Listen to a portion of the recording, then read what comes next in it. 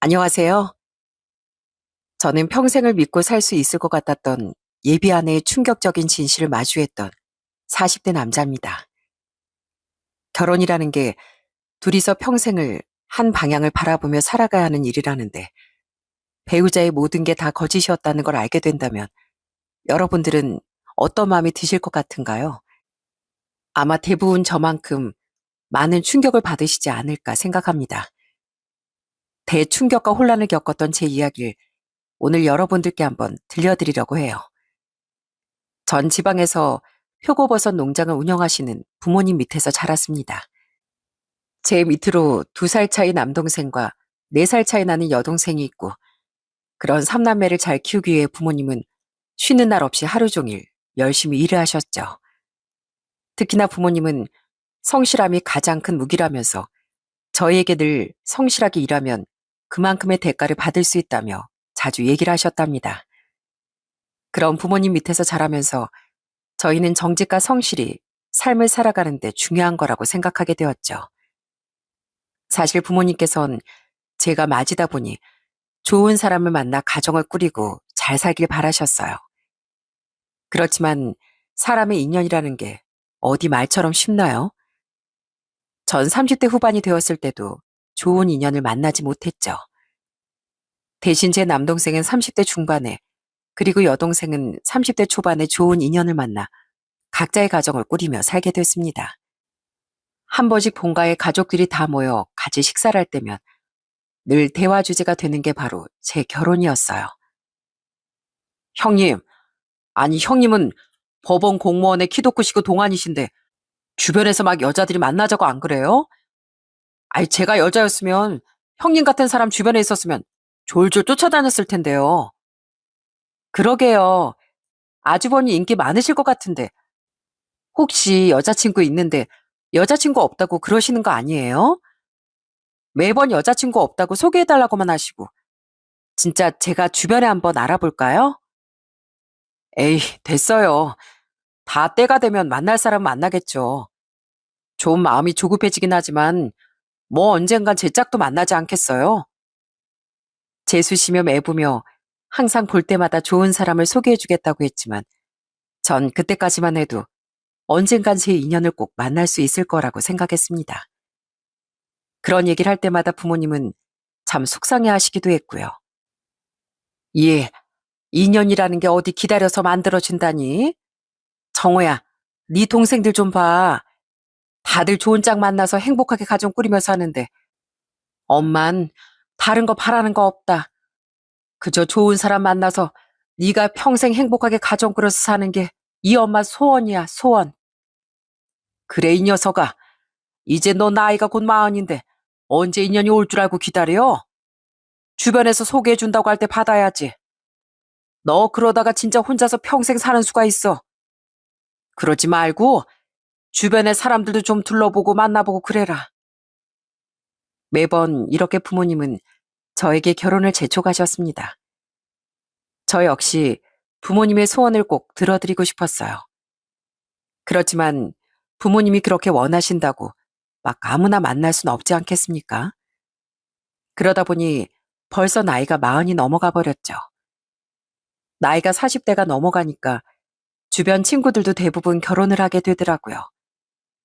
같이 어울리던 친구들도 다 가정을 꾸리고 살다 보니 같이 모여서 밥 한 끼, 술 한잔 하는 것도 힘들었습니다. 그러다 보니 혼자서 지내는 시간이 점점 많아졌죠. 그래서 전 이 시간을 그냥 낭비하기보단 취미 생활을 즐기는 게 좋을 것 같다고 생각했어요. 그렇게 시작하게 된 게 바로 사진 촬영이었어요. 카메라에 관심을 갖게 되면서 출사 동호회에 가입을 하게 되었고, 그렇게 같은 취미를 가진 사람들과 자주 어울리게 되었죠. 출사를 나갈 땐 가까운 지역도 가지고 먼 곳도 가곤 하거든요. 그러다 보니 1박 2일 같이 지내면서 술 한 잔도 마시고 얘기도 하니까 금방 동호회 사람들과 친해지기도 했습니다. 그렇게 소소한 재미를 느끼며 동호회 활동을 하고 있는데 그 동호회에서 운명의 여자를 딱 만나게 되었어요. 그 여잔 출사 모델로 동호회 회원이 초대를 한 사람이었어요. 딱 처음 봤을 때 이미지가 정말 좋았습니다. 아나운서 분들처럼 단아하고 깔끔한 이미지라 첫 만남부터 호감이 생겼습니다. 그리고 출사를 나가서 여기저기 촬영을 하다 보니 사진을 찍을 때마다 방긋방긋 웃으며 내내 촬영에 임하는데 그 태도가 너무 좋아 보이더라고요. 그때 그렇게 출사를 다녀오고서 저녁에 몇몇 동호회 사람들과 모여서 저녁을 먹게 되었는데 그 모델 여자분도 그 자리에 참석을 한 거였어요. 그때 제가 그 여자분께 진짜 적극적으로 말을 걸었답니다. 원래 이런 모델 일 하시는 분이세요? 아까 보니까 포즈도 엄청 자연스러우시던데 키도 크시고 혹시 모델 일 하세요? 네? 아니에요. 저 그냥 일반 직장인이에요. 지인이 하도 부탁해서 오늘 왔는데 생각보다 재밌네요. 저 이렇게 나와서 사진 찍는 건 처음이에요. 제가 진짜 모델 된 것 같고 신기하더라고요. 아까 보니까 사진 진짜 잘 찍으시던데 사진 찍으신 진 오래되신 거예요? 직업이 이쪽 분야이신가요? 아유, 아니요. 전 그냥 법원 공무원입니다. 취미로 사진 찍고 있고요. 와, 직장인이신데 그렇게 포즈도 자연스러우시다고요? 엄청 놀랐습니다. 저희가 모델분들 초대해서 출사 나간 적이 몇 번 있었는데 이렇게 회식까지 참여하시는 분은 별로 없었거든요. 여기 오신 거 보고 솔직히 좀 놀랐어요. 아, 그런가요? 왜 안 오셨을까? 여기 자리 진짜 재밌고 좋은 것 같은데 사람들도 다 좋으신 분들 같고 전 그래서 당연히 참석한 건데요. 다음에 출사 또 나가면 또 오려고요. 전 오늘 정말 재밌었거든요. 그렇게 해맑게 말하는 그 여자를 보면서 순간 저도 마음이 엄청 설레고 좋았습니다. 한 잔, 두 잔 술을 마시며 대화를 나눠보니 저보다 2살 아래였는데 생각보다 사람이 참 순하고 착하더라고요. 그 후로도 그 여잔 몇 번 더 출사에 참석을 했고 그러면서 저와도 참 많이 친해졌답니다. 그리고 자연스럽게 서로 호감이 생겨 연애를 하게 되었어요. 여자친구는 진짜 너무 착한 사람이었답니다. 정말 세심하게 사람을 잘 챙기고 늘 배려심이 깊더라고요. 여자친구는 아침마다 저에게 모닝콜을 해주곤 했는데 제가 잘 챙기지 못하는 것까지 꼼꼼하게 잘 챙겨주곤 했어요. 정호 씨, 일어났어? 아침에 많이 피곤하지? 어제 늦게까지 일하다가 잤잖아. 잠은 좀 푹 잤어? 출근 준비하려면 이제 일어나야 되겠다. 일어났어. 아, 오늘따라 몸이 찌뿌둥하네. 그치? 아, 오늘 오후에 비 온다더라고. 저번에 왜 내가 준 우산 있지? 그거 가방에 넣고 가. 비가 올 수도 있으니까. 저번처럼 퇴근할 때 비 온다고 그냥 맞고 다니지 말고. 알았지? 이렇게 세심한 여자친구와 연애라는 건 정말 행복하고 좋은 일이었어요. 1년 동안 연애를 하면서 전 한 번도 여자친구와 다투지 않았어요. 마음 상하는 일이 있더라도 현명한 여자친구 덕분에 서로 대화를 하면서 마음을 풀곤 했습니다. 그러다 보니 전 이 사람이라면 내 평생을 함께도 좋을 것 같다는 생각이 들었어요. 그래서 전 여자친구에게 슬쩍 결혼에 대한 의사를 물어보기도 했죠. 그런데 여자친구의 반응이 좀 이상하더라고요. 아영아, 솔직히 난 너랑 결혼하고 싶어. 우리 지금까지 너무 잘 지냈잖아. 사실 연애랑 결혼이랑 많이 다르다는 건 알지만 지금처럼 이렇게 잘 지내는 거 보면 우리 둘이서 같이 살아도 잘 살 수 있을 것 같아. 넌 어떻게 생각해? 결혼? 아, 그게 왜, 너 왜 그래? 결혼까진 아직 생각 안 해봤어? 아니, 그게 아니라 정호 씨 사실 내가 말 못한 게 있어. 전 사실 여자친구가 이런 얘기를 꺼내자 속으로 엄청나게 당황을 했었습니다. 설마 결혼을 했었던 건가? 아니면 결혼을 한 걸 숨겼던 건가? 진짜 오만 가지 생각을 다 했던 것 같아요. 그런데 여자친구 입에서 나온 얘긴 뜻밖의 이야기였습니다. 바로 자신의 가족 얘기였죠. 실은 나 우리 집 식구들이랑 인연 끊고 살아. 벌써 4년 됐어. 한 번 날 잡고 얘기 제대로 해야 되겠다고 생각했었는데 미리 말 못해서 미안해. 뭐? 아니 왜? 가족들이랑 연을 끊고 산다고? 그럼 지방에 산다던 가족들이랑은 아예 연락을 안 하고 사는 거야? 어, 내가 가족들이랑 연 끊고 산다고 말하면 혹시라도 날 이상하게 볼까봐 섣불리 말을 못했어. 정호 씨 가족들은 자주 연락도 하고 서로 잘 지내잖아. 그래서 더 날 이해하지 못할 것 같아서 차마 입이 안 떨어지더라고. 아, 그랬었구나. 그러고 보니 지금까지 아영이 네가 가족들이랑 연락하는 걸 내가 본 적은 없었네.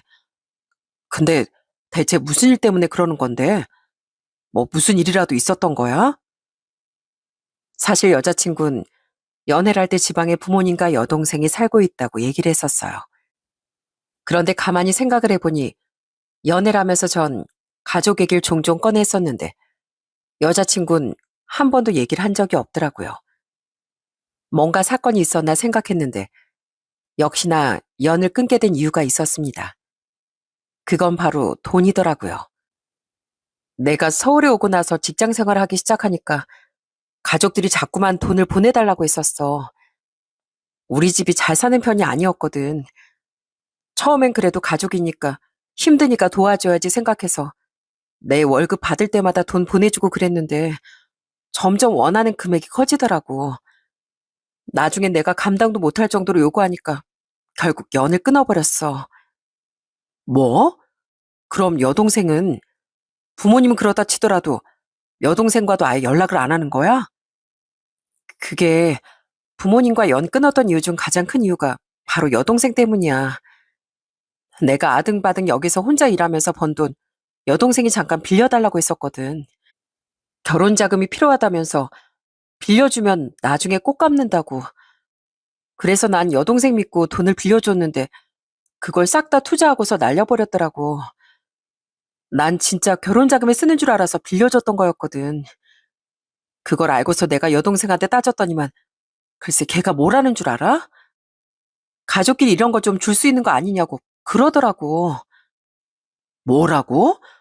아니, 어떻게 언니가 고생하면서 번 돈을 그렇게 쓸 수가 있어? 그러게 말이야. 근데 부모님은 내 편을 안 들어주시고 여동생 편만 들어주는 거야. 나한테 언니로서 해줄 수 있는 거 아니냐고 하시고. 그거 듣는 순간, 아, 난 이 집에서 가족이 아니구나 하는 생각이 들더라고. 그래서 그때부터 아예 인연 끊고 지금까지 살고 있어. 그러면서 눈물을 뚝뚝 흘리는 여자친구를 보는데 참 마음이 아팠습니다. 여자친구 집에 비해 저희 집은 화목하게 보였을 테니 혼자 얼마나 끙끙 속으로 앓았겠어요. 말도 못하고 고민했을 여자친구가 안쓰럽고 가여웠습니다. 그간 봤던 여자친구는 속이 여리고 착해서 분명 자신의 가족들에게 뭐든 다 퍼줬을 거라고 생각이 들었어요. 그런 가족을 냉정하게 끊어버리기까지 얼마나 혼자서 힘들었을까 생각이 들었습니다. 그래서 전 이 여자친구를 평생 행복하게 해주고 싶었죠. 아영아, 괜찮아. 가족은 자기가 선택할 수 있는 게 아니잖아. 너의 선택으로 태어났던 것도 아니고 태어나 보니 가족이 된 거잖아. 네가 얼마나 마음이 아팠겠어. 그렇지만 앞으로는 내가 널 행복하게 해줄게. 그러니까 우리 결혼하자. 전 그렇게 여자친구에게 프로포즈를 하게 되었답니다. 여자친구는 처음엔 좀 망설였지만 이내 제 마음을 받아줬어요. 그렇게 저희는 결혼을 결심하게 되었습니다. 그 후로 전 여자친구를 데리고서 바로 저희 집에 인사를 가게 되었어요. 처음 저희 집에 갔던 날 여자친구는 양손 가득 선물을 안고서 저희 집으로 향했습니다. 그리고 부모님은 그런 여자친구를 너무 예쁘게 보셨어요. 안녕하세요.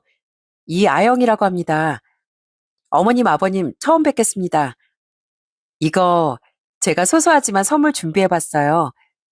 어머님 스카프랑 아버님 약주를 준비했는데 마음에 드실지 모르겠네요. 어머, 고마워라. 정말 고마워요. 안 그래도 오늘 인사 온다고 하길래 식구들이 오랜만에 다 같이 모였는데 괜찮죠? 아, 네, 괜찮습니다. 그날 남동생, 여동생 식구들도 다 같이 모여 집이 엄청 북적북적했는데 여자친구는 오히려 그 분위기가 너무 좋다며 내내 한바구음을 짓곤 했습니다. 낯도 가리지 않고 어린 조카들이랑도 잘 어울리고 부모님께도 싹싹하게 자라는 모습을 보면서 역시나 좋은 사람이구나 다시 한번 느끼게 되었어요. 심지어 여동생은 여자친구가 너무 괜찮은 사람 같다며 저한테 엄지를 딱 치켜들고 칭찬을 해주기도 했다니까요. 오빠, 어떻게 저런 사람을 만났어? 진짜 너무 좋은 사람 같다.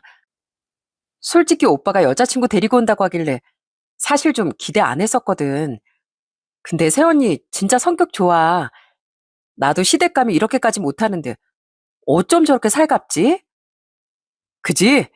나도 깜짝깜짝 놀랄 때가 진짜 많아. 사람이 어쩜 저렇게 순하고 착한지. 오래 기다린 복이 있나 봐. 그러니까 말이야. 오빠 진짜 땡 잡았다. 놓치기 전에 얼른 빨리 결혼 날짜부터 잡아야 되겠다. 그 정도로 저희 가족들은 여자친구를 무척이나 마음에 들어 했습니다. 그리고 그날 분위기가 너무 좋아서 그런지 시간 가는 줄 모르고 있다 보니 금세 날이 어두워져 버렸더라고요. 그래서 1박을 하려고 주변 숙박을 알아보게 되었어요. 솔직히 아직 결혼한 것도 아니고 말하자면 예비 시댁인데 여자친구 입장에선 당연히 불편할 수밖에 없잖아요. 그런데 그때도 여자친구는 불편한 티 한 번 내지 않고 본가에서 같이 지내겠다고 얘기를 꺼내기도 했습니다. 정말 괜찮겠어? 아니야. 주변에 숙박업소 많이 있으니까 거기서 편하게 자. 내일 아침 일어나서 바로 가면 되니까. 그래, 아영아. 우린 괜찮아. 잠은 편한 곳에서 자야지. 여기 있으면 사람도 너무 북적이고 정신도 없고 말이야. 정호야, 뭐하니? 얼른 저기 호텔이라도 잡아가지고 데려다 줘라. 아니에요, 어머님. 저 오늘 여기서 어머님, 아버님 이렇게 식구들이랑 다 같이 수다 떨면서 여기서 자고 가는 게 좋을 것 같아요. 저 하나도 안 불편해요. 오랜만에 가족들이 이렇게 모여 있는 걸 보니까 제가 마음이 더 편안하고 좋아요. 저 여기서 자고 가도 되죠? 어머, 그래? 아이, 그럼 우리야 너무너무 좋지. 그러면 오늘 다 같이 거실에서 오랜만에 얘기나 나눠보자. 내가 얼른 과일 깎아올게. 어머님, 제가 도와드릴게요. 여자친구의 말에 신이 난 엄만 냉장고에서 잔뜩 과일을 꺼내서 내어오셨고 다른 식구들도 너무 기분 좋아했습니다. 솔직히 불편하지 않았다면 거짓말이었을 거고 분명 불편한데도 불구하고 절 배려하고 식구들과 친해지기 위해 더 노력한 거라는 생각이 들었어요. 그러니 더 여자친구가 예뻐 보일 수밖에 없더라고요. 그리고 그날 여자친구는 자신의 가족 얘기를 덤덤하게 그리고 솔직하게 꺼냈어요. 사실 숨기려고 하면 숨길 수 있는 얘기이기도 했지만 그래도 모든 걸 다 터놓고 얘기하는 게 진실되고 좋은 것 같다며 말하는 여자친구를 엄마가 꼭 안아주시기도 했습니다. 저 역시 그 모습에 울컥하기도 했고요. 그리고 다음날 다시 서울로 올라오면서 엄만 저에게 신신당부를 하셨습니다. 정호야, 엄마가 보기엔 아영이가 참 괜찮은 아이 같다. 가족 때문에 얼마나 마음이 아프고 신경 쓰였으면 우리 식구들 이렇게 모여 지내는 것도 불편했을 텐데 티 한 번 안 내고 잘 지내다 가겠니? 네가 좀 더 신경 써주고 마음 써줘라. 결혼 준비 나영이한테 너무 부담 주지 말고 엄마랑 아빠가 어떻게든 도와줄 테니까. 알았지? 알겠어요, 엄마. 너무 걱정하지 마세요. 제가 좀 더 신경 쓸 테니까 걱정 마세요. 이렇게 저희는 가족들의 응원을 받으며 결혼 준비를 하게 됐습니다. 결혼을 준비하면서도 참 좋았어요. 남들은 솔직히 연애하면서 한 번 안 싸워도 결혼 준비할 때 많이 싸운다고들 하잖아요. 그런데 저희는 단 한 번도 투닥거림 없이 진짜 수월하게 결혼을 준비했습니다. 솔직히 여자분들 입장에선 진짜 좋은 웨딩드레스 입고 싶고 분위기 좋은 웨딩홀에서 결혼하고 싶은 게 로망이잖아요. 그럼에도 불구하고 여자친구는 저희 집에서 아무래도 자금을 더 많이 부담하니 그게 신경 쓰였는지 무조건 비용을 절감하려고 엄청 노력을 했습니다. 그런 모습조차도 참 좋아 보였어요. 이러니 제가 여자친구에게 하나라도 더 해주고 싶은 마음이 들 수밖에 없었죠. 그렇게 예식장도 신혼여행도 준비를 하고서 신혼집도 예약금 5천만 원을 걸어두고 잔금 치르는 날만을 기다리고 있었어요. 그런데 결혼하기 딱 2주 앞두던 어느 날이었습니다. 업무가 끝나고서 퇴근을 하고 나오는데 누군가 갑자기 제 등을 툭툭 두드리며 절 부르는 거였어요. 그래서 딱 돌아봤는데 처음 보는 얼굴이더라고요. 네? 누구신지... 저 이하영 씨 아시죠? 저 이하영 씨 동생이에요. 네? 아영이 동생이요? 네, 절 부른 사람은 다름 아닌 예비 아내의 동생이었어요. 자세히 보니 예비 아내와 조금 닮은 듯 보이기도 했습니다. 그래도 제가 못 믿는 눈치였는지 그 예비 처제는 저한테 사진 한 장을 보여주면서 얘기를 이어가더라고요. 여기요. 저랑 언니랑 찍은 사진이고 제 신분증. 이제 괜찮으신 거죠? 못 믿으시는 것 같아서 보여드리는 거예요. 잠시 시간 되세요? 아, 시간이요? 근데 무슨 일이신데요? 왜 절 찾아오셨죠? 전 솔직히 갑자기 뜬금없이 절 찾아온 예비 처제라는 사람이 좀 경계가 되더라고요. 전에 예비 아내에게 들은 바론 진짜 뻔뻔하고 염치 없는 사람이었으니까요. 뭔가 예비 아내가 결혼을 한다고 하니까 저한테도 돈을 달라고 하려고 그러는 건지, 이 기회에 예비 아내랑 다시 만나려고 그러는 건지, 무슨 의도로 저에게 접근한 건지 이유를 알 수가 없었어요. 그래서 전 퉁명스럽게 얘기를 할 수밖에 없었고요. 제가 그렇게 까칠하게 대하자 예비 처제는 안 되겠다고 생각했는지 다급하게 제게 얘기를 꺼냈습니다. 제가 얘기해 드릴 게 있어서 그래요. 언니랑 결혼하면 그쪽 분 인생 망할 거예요. 당장 이 결혼 접으세요. 다짜고짜 제게 결혼을 하지 말라니 전 예비 처제의 말에 진짜 어처구니가 없었습니다. 어떻게 이런 말을 할 수가 있는지, 안 그래도 예비 아내 마음을 그렇게 속상하게 만든 가족들인데 결혼까지 막는다고 생각을 하니 순간 너무 화가 나더라고요. 그래서 저도 화를 내며 얘기를 했습니다. 뭐라고요? 저기요, 이보세요. 그게 무슨 소리입니까? 안 그래도 동생 때문에 가족들 영까지 다 끊고 산다더니 어떻게 영 끊은 언니 혼사길까지 막으려고 그래요? 뭐 돈이라도 필요해요? 이제 영 끊고 서로 안 만난다는데 제발 이제 좀 괴롭히지 마세요. 뭐라고요? 저 때문에 연을 끊어요? 이보세요. 뭘 잘못 알고 계신 것 같은데 제 말 좀 들어보세요. 그게 아니라고요. 뭐가 아닙니까? 언니 결혼한다는 소식 듣자마자 불이 나게 온 거 보니 딱 봐도 맞는 것 같구만. 헛소리 하실 거면 그냥 가세요. 전 언니처럼 그렇게 호락호락한 사람이 아닙니다. 그렇게 전 예비 처제라는 사람에게 화를 내고선 뒤를 돌아 걸어가 버렸어요. 진짜 예비 아내의 말처럼 정말 뻔뻔하게 그지없는 사람이란 생각을 그때까진 하고 있었네요. 그런데 얼마 지나지 않아 그 예비 처제라는 사람이 제 팔을 탁 잡더니 다급하게 소리를 쳤습니다. 저기요, 저기요, 그럼 이것만 보세요. 이거 보시고 결정하셔도 되잖아요. 이것만 보고 결정하시라고요. 제발 이것만 하나만 봐보시라고요. 그러면서 예비 처제라는 사람은 제 팔을 꽉 붙잡고 핸드폰 영상 하나를 보여주더군요. 전 처음에 그 영상을 아예 볼 생각도 안 하고 팔을 뿌리치려고 했어요. 그런데 영상이 딱 시작되자마자 제 온몸이 바로 확 굳어버릴 수밖에 없었죠. 그 영상 안엔 예비 아내와 낯선 남자가 고개를 숙이고서 울며 불며 미안하다고 사과를 하고 있었거든요. 얼굴이 분명 예비 아내였고 목소리도 맞았습니다. 이게 도대체 무슨 영상인가 싶었어요. 이게 뭡니까? 이게 뭔데 저한테 보여주시는 거예요? 도대체 언니가 무슨 말 한지는 모르겠는데 그거 아니에요. 연을 끄는 건 언니가 아니고 저희 가족들이라고요. 맞죠? 저희 언니한테 속고 있는 거예요. 저 언니 때문에 이혼했습니다. 제 전 남편이랑 바람 피워서요. 울먹이며 소리치는 예비 처제의 말을 듣고서 전 너무나 큰 충격에 빠질 수밖에 없었죠. 바람이라뇨?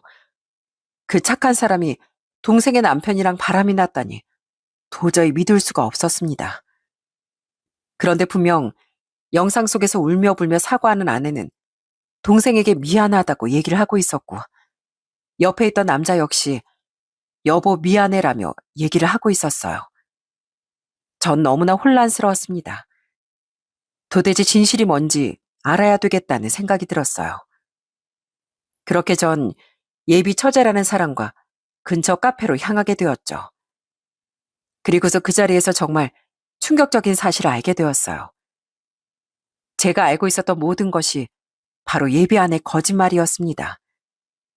자리에 앉아 예비 처제는 저에게 이혼 결정문 서류를 꺼내 보여줬어요. 그 서류를 보니 정말로 남편과 이혼 소송을 한 내용, 위자료를 받게 되었고 어떠한 이유로 이혼을 하게 되었는지 등등 모든 게 다 나와 있더라고요. 거기다가 예비 아내와 예비 처제의 남편이 둘이서 나눈 메시지 내용과 사진까지 모두 싹 다 저에게 보여주며 얘기를 하더라고요. 이제야 좀 믿어지세요? 언니가 무슨 말을 했는지 모르겠지만 이게 진실입니다. 결혼한다는 소식 듣고서 정말 깜짝 놀랐어요. 어떻게 한 가정을 파탄내고서 결혼까지 할 수가 있는지. 정말 뻔뻔하다 못해 악마 같은 언니 행동에 더 이상 참을 수가 없어 찾아왔습니다. 이렇게 갑작스럽게 찾아와서 죄송해요. 아닙니다. 근데 정말, 정말 어떻게 두 사람이 불륜을 저지를 수가 있죠? 그게 사실 저랑 남편이 여기 서울에 먼저 올라와 살고 있었어요. 그러다 지방에 살던 언니가 취직을 하고 싶다며 서울에 올라왔는데 지낼 곳이 마땅치 않아서 저희 집에서 같이 지내게 된 거고요.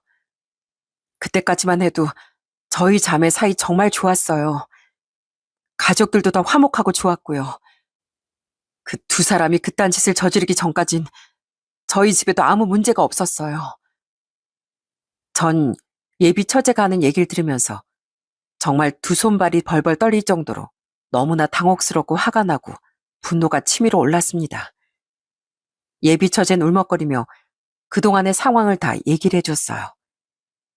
그렇게 착하고 순진했던 예비 아내는 전혀 다른 사람이더라고요.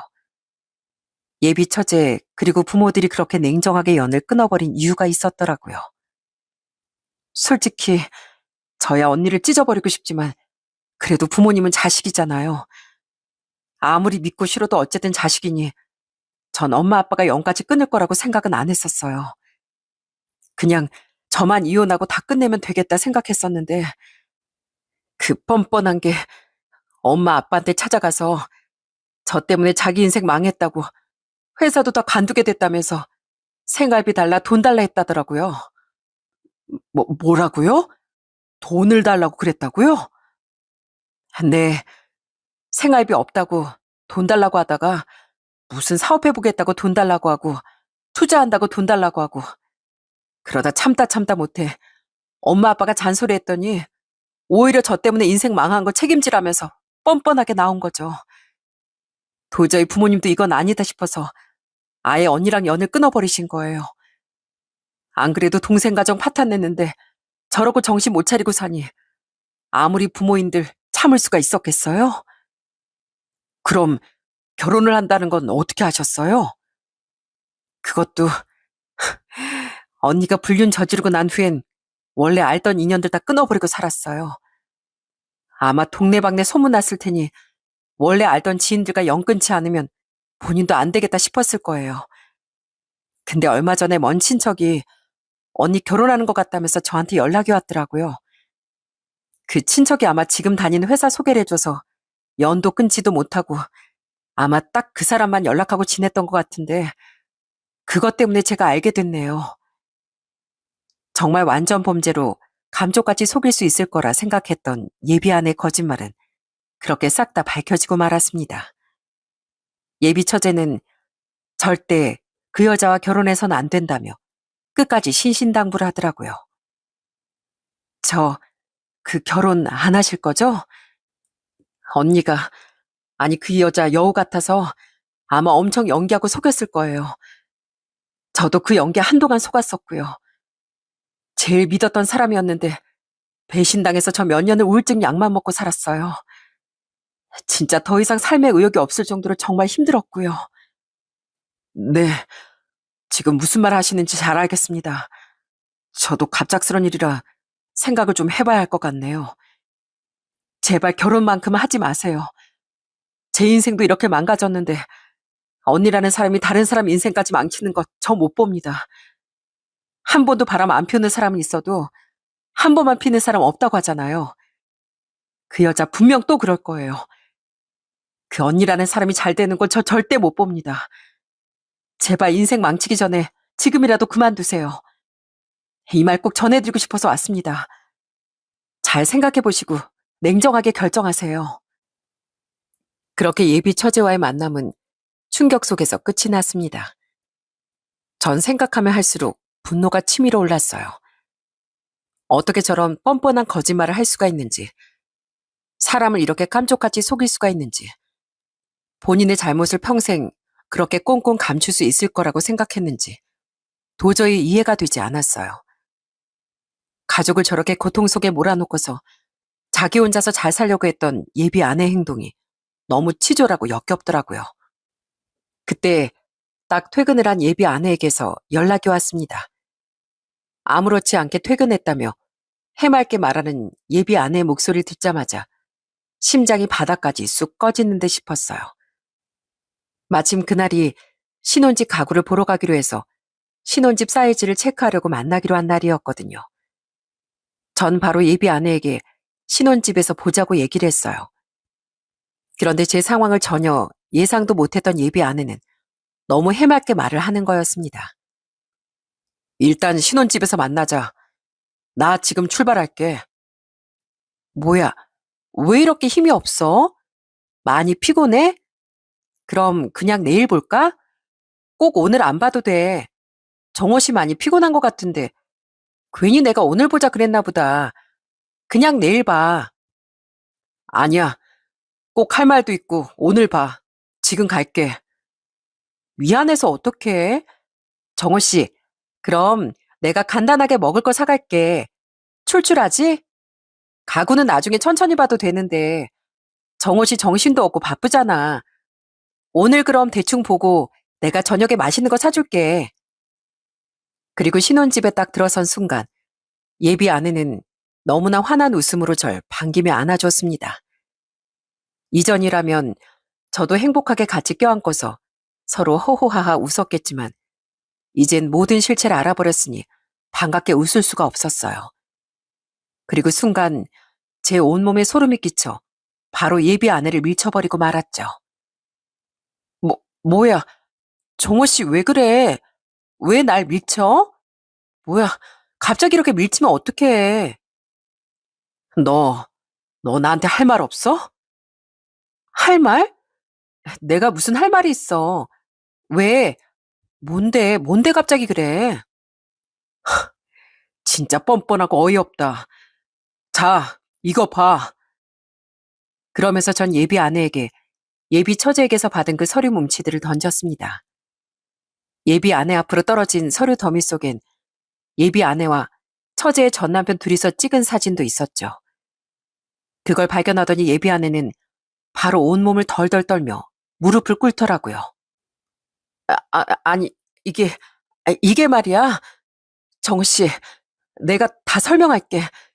내가 다 설명할 테니까 내 말 좀 들어봐. 아니, 이게 왜, 정우 씨 있잖아. 그거 오해야, 오해. 이거 다 거짓말이야. 이거 어디서 났어? 누가 줬어? 지금 그게 중요해? 누가 줬는지 그게 중요하냐고. 그게 아니면 뭐? 너 어떻게 동생 남편이랑 그딴 짓을 할 수가 있어? 어? 더러운 짓거리 다 하고 다니면서 지금껏 순진한 척 나 속여왔던 거야? 그래? 아니, 그게 아니고, 정호 씨 있잖아. 나도 피해자야. 이 남자가 날 엄청 꼬드겨서 그랬다고. 난 그냥 제부라서 잘해준 거였는데, 이 남자가 날 이상한 여자로 만들었다니까? 내 여동생이 오해한 거야. 동생이 와서 이거 줬지? 이거 다 오해라고. 걔 나한테 억하심정이 있어서 그런 거라니까? 종호 씨, 절대 걔 말 믿으면 안 돼. 내 말을 믿어야지. 이걸 믿고서 나한테 이러는 거야? 어떻게 그럴 수가 있어? 넌 끝까지 거짓말이구나. 거기 안 보여? 법원에서 소송한 거 결정서. 네가 제부로서, 가족으로서 대했으면 어떻게 법원에서 불륜이라고 인정을 했겠어? 넌 내가 아직도 바보 같니? 이걸 다 보고서도 내가 네 말을 믿을 거라고 생각했어? 어? 전 끝까지 뻔뻔하게 말하는 그 여자의 표정과 말을 들으면서 속에서 울분이 쏟아져 나왔습니다. 여지껏 여태껏 그렇게 믿어왔던 사람이었는데 진짜 뒤통수를 누군가 한 대 빡 친 것처럼 앞이 캄캄하고 머리가 어질어질할 정도였어요. 그렇게 제가 분노에 차 화를 내니 예비 아내는 울며불며 끝까지 자기 항변만 하더라고요. 정호 씨, 제발, 제발 내 얘기 좀 들어봐. 왜 한쪽 얘기만 듣고 결정해? 내가 다 설명한다니까. 이게 오해가 좀 있었는데 다 오해야. 나도 왜 이렇게 결정됐는지 모르겠어. 나도 그때 너무 충격받아서 아무것도 항변하지도 못했어. 그래서 그런 거야. 어? 정호 씨 나 못 믿어? 나 지금껏 이런 적 없었잖아. 내가 그동안 진짜 잘했었는데 왜 날 못 믿고 처음 본 사람 얘기를 믿어? 처음 본 사람 얘기를 믿는 게 아니고 증거를 믿는 거야, 증거를. 이거 말고도 둘이서 울며불며 사과하는 영상이며 사진이며 메시지 나눈 거며 나 싹 다 봤거든? 근데 어디서 또 거짓말을 해? 네가 사람이야? 네가 진짜 사람이냐고. 그때서야 예비 아내는 모든 게 다 들통났다고 생각했는지 허망해하며 앉아 눈물만 흘렸습니다. 전 예비 아내가 자신이 잘못한 걸 알고 있다고 생각했어요. 그런데 끝까지 예비 아내는 뻔뻔하더라고요. 결국 다 봤구나? 그래, 알았어. 내 잘못이야, 내 잘못. 그래, 이 결혼도 그만하자. 근데 우리 결혼식 딱 2주 남았어. 벌써 청첩장이고 인사고 다 했는데 당신 괜찮겠어? 당신 부모님은, 당신 가족들은 이 사실 알면 충격받을 사람이 한둘이야? 그러니까 우리 조용히 그냥 넘어가자. 뭐라고? 지금 뭐라고 했어? 이거 알고 있는 사람 당신뿐이잖아. 나 그때 이후로 정말 많이 반성했어. 나도 고통 속에 살았다고. 나도 힘들고 괴로웠다고. 그래서 나도 반성하고 새로운 삶 살고 있어. 정호 씨, 나 앞으로 진짜 잘할게. 어? 내가 잘할게. 이거 다른 사람들 알게 되면 얼마나 충격이겠어. 첫째 아들 이제 좋은 사람 만나 결혼한다고 그렇게 좋아하셨는데 그럼 어머님 아버님은 어쩌려고. 내가 잘할게. 내가 앞으로 정말 쥐죽은 듯이 살면서 정말 잘할게. 당신이 하자는 대로 어떻게든 다 할 테니까 제발, 제발 우리 결혼은 하자. 헤어지지 말자. 진짜 사람의 상식으로선 절대 생각지도 못할 얘기가 예비 아내 입에서 나오자 전 도저히 안 되겠다는 생각이 들었어요. 사실 그 전까지만 하더라도 너무 큰 사건이고 또 충격이 크다 보니 그냥 조용히 정리를 하고 싶다는 생각도 했었거든요. 그런데 이 뻔뻔한 여잔 도저히 조용히 정리해서는 안 되겠다 싶더라고요. 그리고 전 그 여자에게 바로 통보를 했어요. 와, 진짜 당신은 반성이라는 게 없는 거구나. 사람 이 정도로 얘기를 하면 들어 처먹었어야지. 뭐? 정호 씨, 왜 그래? 난 당신 생각해서, 당신 가족들도 생각해서 이러는 거야. 나도 힘들다고. 야, 뭐? 우리 엄마 아빠 충격받을 거 생각하라고? 야, 너 같은 애랑 결혼한 거 알면 엄마 아빠가 못 뜯어 말리고 후회할까 봐 겁난다. 알어? 어디서 분리수거도 안 되는 게 사람을 그렇게 협박을 해? 양심이라는 게 있냐? 그러니까 네 동생이 너한테 꼭 전해달라고 하더라. 분명 끝까지 네가 뻔뻔하게 굴 거라고. 어떻게 한 가정을 파탄내고 뻔뻔하게도 가정을 꾸리려고 하냐고. 어디 가서 가족 운운하지 말고 천벌받을 짓 하지 말라고. 더 이상 그딴 식으로 살지 말라고 전해달라더라. 염치가 없어도 너같이 없는 사람 없을 거야. 너, 내가 소송할 거니까 그렇게 알아. 소송 당해봤지? 너 이번에도 똑같이 내가 받게 해줄 거야. 지금까지 결혼 준비하면서 들었던 금액들 다 청구할 거니까 그렇게 알아. 그렇게 제가 소리를 치니 그때서야 예비 아내는 울며 불며 제 바지가랑이를 잡고 늘어졌습니다. 아니, 그게 무슨 소리야. 소송이라니. 그게 무슨 말이야. 나 돈 없어. 나 거지인 거 알잖아. 왜 그래? 내가 잘한다니까? 내가 앞으로 진짜 잘할게. 어? 그러니까 제발 한 번만 용서해줘. 그래, 결혼 안 해도 돼. 내가 그냥 조용히 떠날게. 어? 내가 조용히 떠날 테니까 용서해줘. 용서? 용서 같은 소리 하고 있네. 넌 정신 차리면 한참 멀었어. 너 같은 앤 제대로 한번 혼 좀 나봐야 되겠어. 제발 남의 인생 망치지 말고 혼자 살아. 남의 인생에서 좀 꺼지라고. 정호 씨, 미안해. 내가 정말 잘못했어. 내 얘기 좀 들어봐. 그렇게 전 애원하는 예비 아내를 뿌리치고서 신혼집을 나와버리고 말았습니다. 사실 신혼집도 계약금이 다 걸려있고 웨딩홀이며 신혼여행이며 죄다 금액도 많이 들어간 탓에 정말 머리가 아팠어요. 또 부모님께는 이 사실을 어떻게 말해야 하나 너무 걱정이 됐고요. 그렇지만 하루 이틀 미룰수록 더 수습하긴 어려울 것 같다는 생각이 들어 전 바로 부모님 댁으로 향했어요. 그리고 모든 진실을 부모님께 솔직하게 털어놨습니다. 그러자 저희 엄마 아빠 모두 충격을 많이 받으셨어요. 어떻게 그런 일이 있을 수 있냐며 한동안 말도 못하실 정도였죠. 전 그 뒤로 바로 소송까지 진행했습니다. 정신적 충격에 대한 손해보상, 결혼 준비에 대한 청구까지 모두 싹 다 진행을 했어요. 당연히 소송을 하면서 전 예비 아내에겐 여러 번 연락이 왔습니다. 죄다 고소를 취하해달라는 부탁이었죠. 정호 씨, 내 사정 잘 알잖아. 나 여기 회사에 소송 걸렸다는 거 알면 바로 잘리는 거 알잖아. 어? 지금까지 나 한 번 사고 안 치고 조용히 살았어. 정말 왜 그래? 내가 그냥 정호 씨한테 따로 갚을게. 어떻게든 따로 갚을 테니까 소송만은 취하해줘. 무슨 소리 하는 거야? 난 분명 여러 번 기회 줬어. 날 이렇게 만든 건 바로 너야.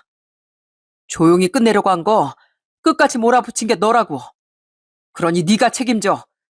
네가 받을 벌, 네 스스로 받으라고. 정호 씨, 제발 나 좀 용서해줘. 내가 잘못했어. 나 반성하면서 평생 살게. 정말 반성하면서 살게.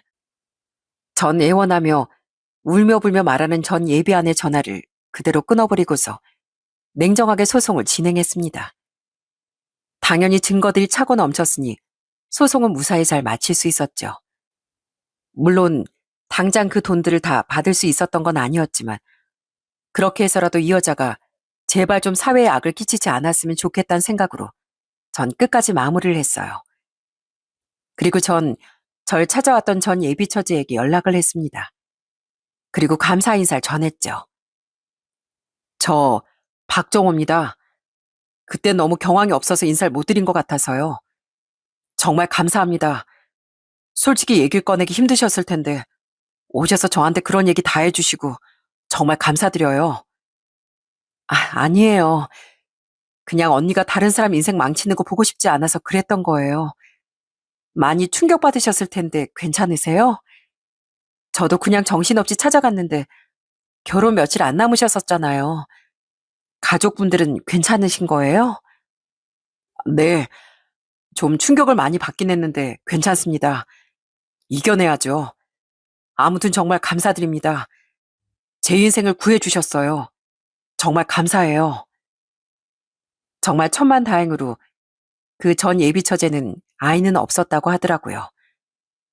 전 남편과 헤어지면서 위자료 받고 다 끝을 냈다고 생각했는데 자신의 언니가 이렇게 다른 사람의 인생에 민폐를 끼치고 있었다는 걸 알고서 정말 많은 충격을 받았다며 저에게 잘 선택했다며 얘기를 해줬습니다. 그 뒤로 전 사실 결혼에 대한 마음은 많이 적게 되었어요. 언젠간 좋은 인연을 만나 저도 나름 좋은 가정을 꾸릴 수 있을 거라 생각했었는데 아무래도 좀 힘들 것 같습니다. 그래도 제 가족들이 든든하게 제 편으로 있으니 남은 제 생도 행복하게 가족들과 살 수 있을 거라 생각해요. 가끔씩 집에 내려갈 때면 부모님은 이젠 아무렇지 않게 절 대하시곤 합니다. 정호야, 요즘 너 운동 좀 해야 하는 거 아니냐? 그 사진 찍는 것만 매번 하지 말고 취미로 운동 어떠냐? 요새 관리하는 사람도 엄청 많다던데. 에이, 아빠, 그럼 저랑 같이 관리해요. 여기 주변 달리기부터 해보는 거 어때요? 요새 러닝이 대세잖아요. 그래, 그럼 내일부터 주말마다 오거라. 아빠랑 엄마랑 한번 달리기 해보자. 이젠 건강도 좀 챙겨야지. 그렇게 늘 저를 걱정하시는 부모님을 보면서 저도 이 상처에서 빨리 극복하려고 노력하고 있답니다. 그 여잔 또 어디서 새로운 남자를 꼬시고 다닐지도 모르겠네요. 그렇지만 제발 다른 성실하고 착한 남자 인생을 함부로 망치지 않기만을 바라고 있습니다. 요즘은 여동생이랑 남동생 가족들이 자주 본가에 찾아오고 있어요. 제가 그때 파혼을 한 이후로 매주 본가에 가다 보니 가족들이 더 신경 써서 오는 것 같습니다. 솔직히 처음에 좀 힘들 땐 혼자만의 시간을 많이 갖고 싶다는 생각을 했었어요. 다른 사람들 마주하는 게 좀 두렵고 힘들기도 하고 그랬는데 오히려 가족들과 더 자주 보고 마주하다 보니 좀 더 마음이 빨리 풀리는 것 같고 상처도 금방 극복하게 되는 것 같습니다.